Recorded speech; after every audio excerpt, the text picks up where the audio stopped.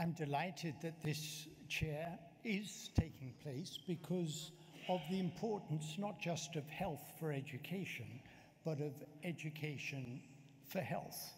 De l'importance de l'éducation pour la santé.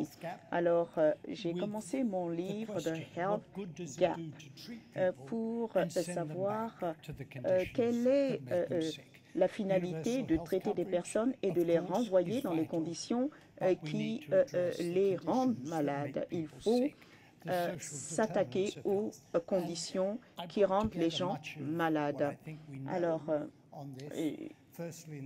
à la commission de l'OMS sur la dépendance sociale de la santé, et puis dans ma revue Health and Quality, la revue Marmok, et puis pour la région Europe à l'OMS, nous avons également la revue des déterminants sociaux de la santé, et nous présentons également les conclusions de la commission de la PAO, qui est l'OPS, l'Organisation panaméricaine de la santé.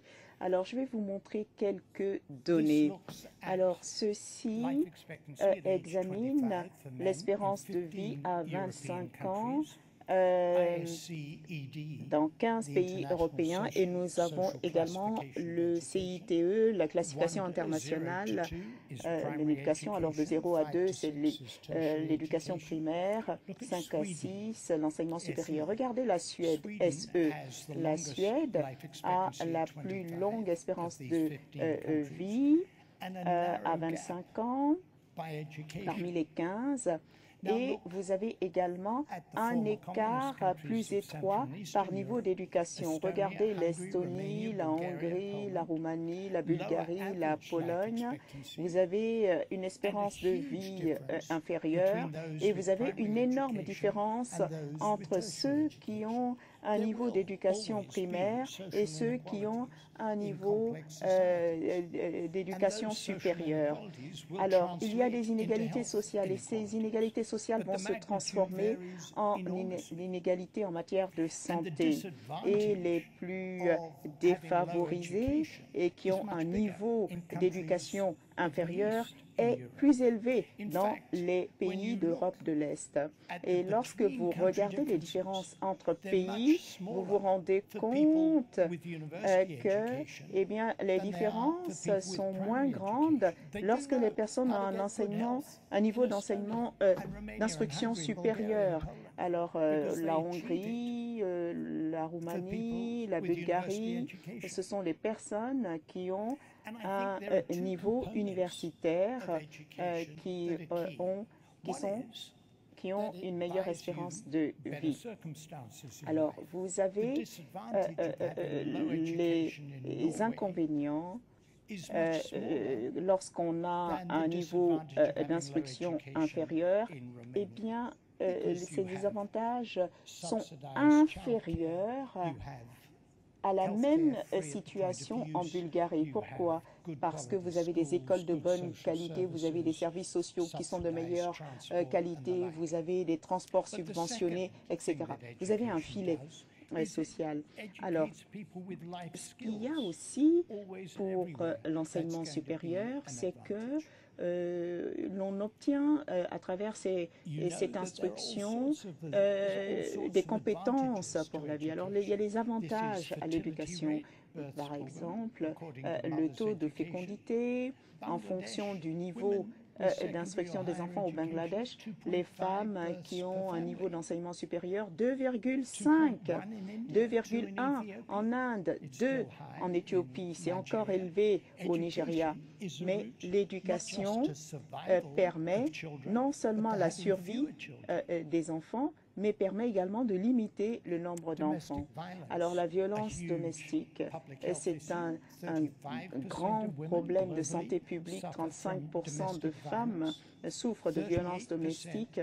38% de toutes les femmes assassinées sont assassinées par leur partenaire, par rapport à 6% pour les hommes. Et quand on regarde pays par pays le pourcentage des femmes mariées qui ont connu la violence conjugale par niveau d'éducation, alors moins une femme a un niveau d'éducation élevé, plus elle a de risques de souffrir de la violence conjugale.